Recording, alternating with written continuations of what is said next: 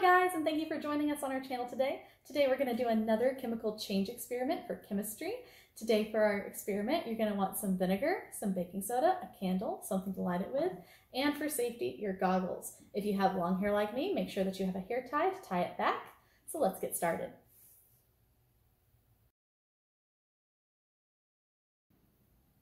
All right, let's start. The first thing we got to do is light our candle.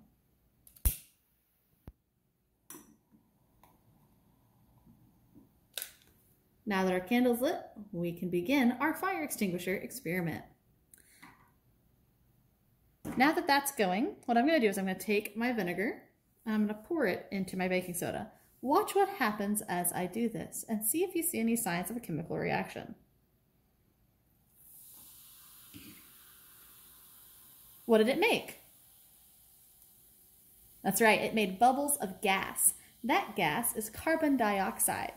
And we're going to see if that gas of carbon dioxide can take out the fire.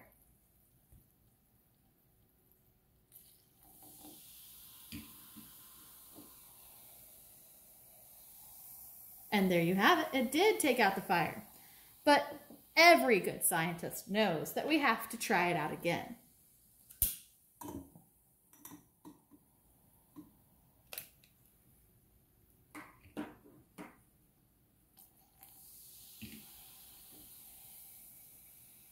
No liquid is coming out, only gas. So think about why that would work. Why did that take out the fire? Thinking back to your element and compound knowledge, you know that fire needs oxygen to survive. Well, whenever we created that CO2 gas, we actually created a compound. That carbon dioxide compound is much denser than the oxygen that is inside of this little cup. So when we poured the carbon dioxide into the cup with the candle, it actually suffocated the fire by removing the oxygen. By doing that, the fire left, leaving us with CO2 in the cup instead of oxygen.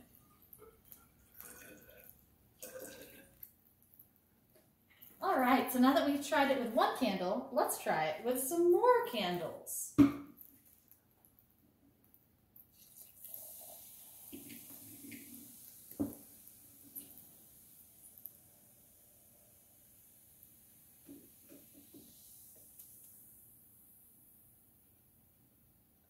Look at that, it got every one of them.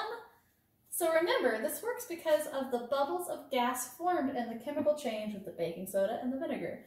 Those bubbles of CO2 are much denser than the oxygen that keeps those fires burning in the candles.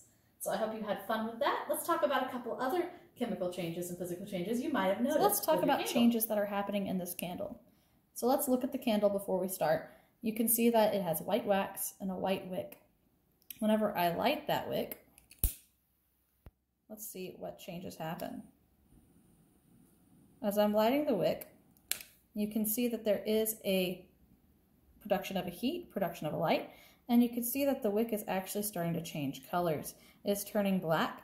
If I blow it out, you will still see that new substance when I blow it out.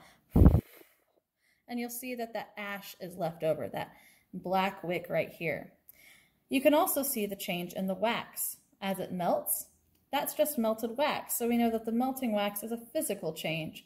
When we burned the wick, that was chemical. It had temperature, light, and color change. When I melted the wax, it was physical. It just melted. It's not a new substance, so that would be a physical change that can be reversed. Thank you guys for joining us today and watching our video. I hope you learned some cool things with our fire extinguisher demo about chemical changes. Don't forget to like and subscribe, and we'll see you next time.